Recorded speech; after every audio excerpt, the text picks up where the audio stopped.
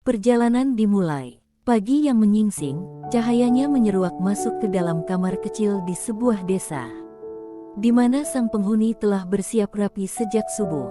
Hari ini adalah hari yang dinanti oleh Saras, di mana ia telah bersiap untuk menyambut keputusan besar dalam hidupnya, pertama kali akan berpisah jauh dari keluarga. Sepertinya Bapak sudah bangun, ini saatnya aku untuk pamitan.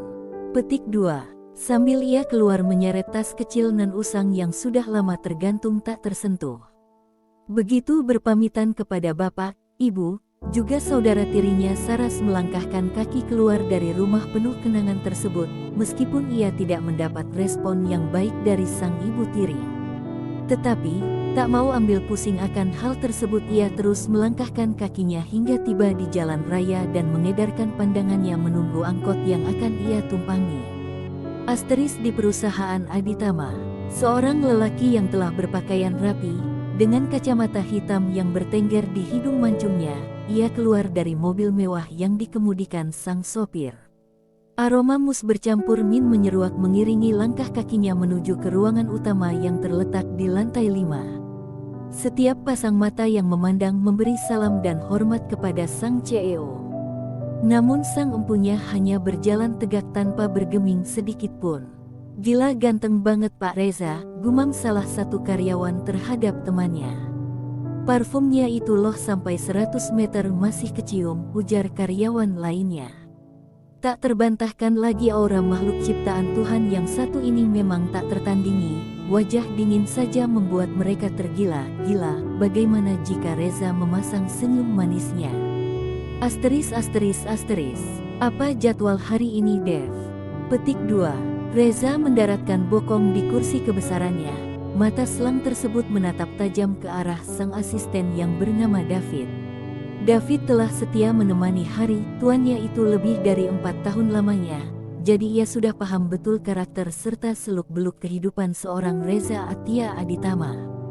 "Hari ini kita ada jadwal meeting pukul 2 siang dengan perusahaan X Tuan. Dan semua sudah saya siapkan, serta ini berkas-berkas yang harus Anda tanda tangani. Baiklah, jangan lupa pesankan saya makanan siang nanti. Sepertinya saya harus menyelesaikan berkas-berkas ini sebelum istirahat siang." "Iya Tuan, kalau begitu saya permisi dulu." Ia berjalan ke arah pintu dan menutupnya dengan pelan. Sebelum ia mulai mengerjakan berkas-berkas yang bertengger di meja kerja, ia mengeluarkan sebuah ponsel keluaran terbaru dari saku celana.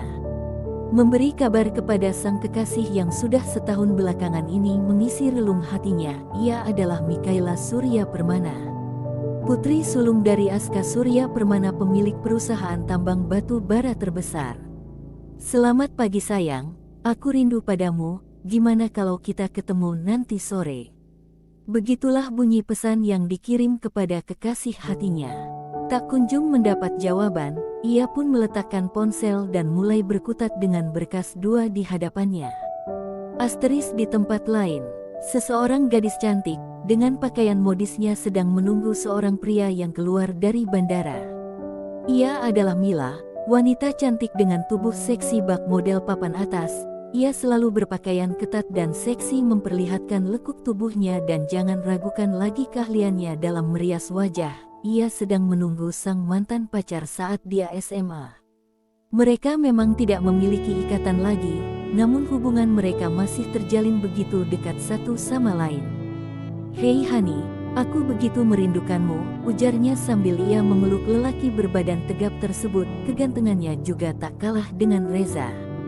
"Hei sayang, kau semakin cantik saja," ujarnya seraya membalas pelukan si perempuan dan mengecup keningnya. "Bagaimana perjalanan bisnismu ke Bangkok Hani?"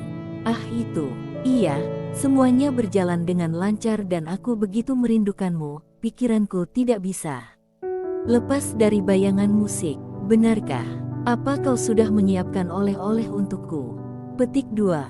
"Tentu saja, aku sudah membelikanmu lingerie berwarna merah dan itu akan sangat pas di badanmu sayang," bisiknya seraya mengelus lembut rambut yang terjuntai indah tersebut. "Ah kau bisa saja merayuku Hani," balasnya dengan malu-malu. "Kalau begitu ayo temani aku makan siang sayang. Aku sudah sangat lapar, jangan sampai kau jadi santapanku saat ini, ujarnya sambil tersenyum penuh arti. Mereka pun masuk ke dalam mobil mewah yang dikemudikan sang lelaki, membelah jalanan ibu kota yang padat dengan kendaraan. Mila baru menyadari ada pesan dari Reza ketika sudah di dalam mobil. Dengan cepat ia membalas, "Maafkan aku sayang, aku disuruh antar Momi ke bandara. Dia mau ke Aussie untuk menemui papi. Aku berangkat sore dan mungkin sampai malam baru selesai." Begitulah balasan pesan yang dikirim ke Reza. "Bagaimana hubunganmu dengan Reza sayang?" Suara berat dari Anton langsung memecah keheningan yang terjadi di mobil itu. "Ah, begitulah, dia sangat sibuk, bahkan sangat jarang menyisihkan waktu untukku. Dia tidak pernah mau menyentuhku, entah alasannya untuk menjaga atau apapun. Aku sangat muak dengan laki-laki itu. Dan sekarang saat aku bersamamu dia ingin bertemu denganku. Tentu saja aku lebih memilih bersamamu Hani," ujarnya dengan penuh semangat. Asteris tiba di sebuah restoran. "Mari masuk tuan. Kita sudah ditunggu oleh Tuan Akas, perwakilan dari perusahaan X. Kita akan meeting sebentar di sini. Pembahasan kita tidaklah terlalu berat. Untuk itu Tuan Akas sudah membuat reservasi di sini untuk kita meeting sebentar, walaupun jam makan siang sudah berlalu." Petik 2. David mengekor di belakang Reza. Mereka berjalan menuju ruang VIP restoran tersebut. Reza pun dengan perasaan tidak bergairah masuk ke dalam sana. Bagaimana tidak? Sudah seminggu ini ia tidak bertemu dengan sang pujaan hati dan baru saja mendapat notif bahwa Mila tidak bisa bertemu dan harus mengantar sang Momi ke bandara. "Selamat siang Tuan Akas, senang bertemu denganmu," ucap Reza seraya mengulurkan tangannya untuk berjabat tangan. "Selamat siang Tuan Reza. Terhormat sekali kami bisa menjalin kerjasama bersama dengan perusahaan Anda," jawabnya sambil membalas uluran tangan Reza. "Mari duduk Tuan, kita mulai saja meeting hari ini," ucapnya lagi seraya mempersilahkan Reza untuk duduk. Sekitar 2 jam meeting berlangsung dan mendapatkan hasil yang memuaskan. Keduanya pun mengakhiri pertemuan bisnis mereka. Asteris. "Ayo kita makan siang di sini sebelum aku membawamu ke apartemenku sayang. Kau pasti sudah sangat lapar," ujar Anton kepada Mila. Mereka pun melangkahkan kakinya ke meja yang ada di sudut restoran tersebut. Mila hanya mengangguk mengiyakan ajakan kekasih gelapnya tersebut. Betapa terkejutnya Reza saat ia mendapati kekasih hatinya sedang bermesraan dengan lelaki lain, bahkan lelaki itu temannya sendiri. Sekuat tenaga ia menahan emosi yang telah meluap. Pasalnya ia merasa telah dibohongi dan dikhianati oleh orang yang begitu dia sayangi. David yang melihat hal tersebut juga tercengang kala mendapati Mila bermesraan dan sesekali saling suap dengan laki lain. David menoleh ke arah tuannya dan benar saja ekspresi Reza seperti sedang menahan amarah. Tetapi dia hanya diam, karena merasa tidak pantas untuk ikut campur masalah pribadi tuannya tersebut.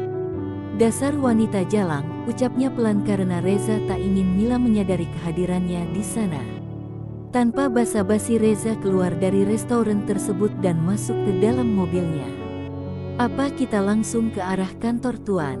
David bertanya seraya menatap wajah Reza yang penuh amarah tersebut dari kaca di tempat kemudi. "Tidak, diam dulu. Aku penasaran kemana setelah ini wanita jalang itu akan pergi."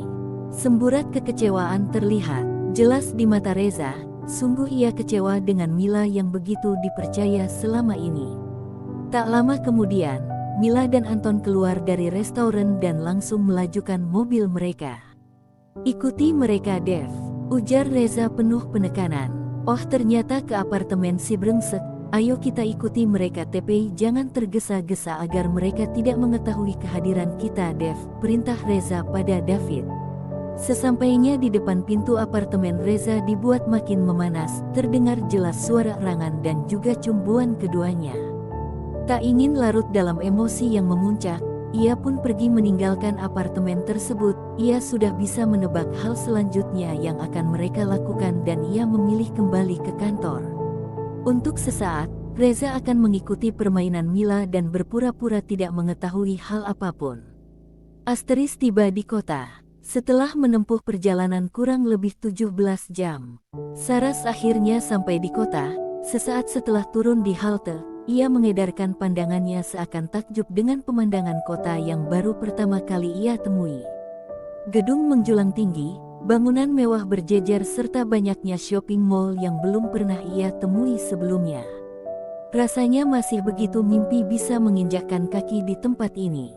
Pasalnya di tempat kelahirannya, tidak ada gedung dan shopping mall yang mewah, bahkan sekedar ke toko grosir pun ia harus menempuh jarak 30 menit dari rumah, itu pun jarang karena keterbatasan ekonomi.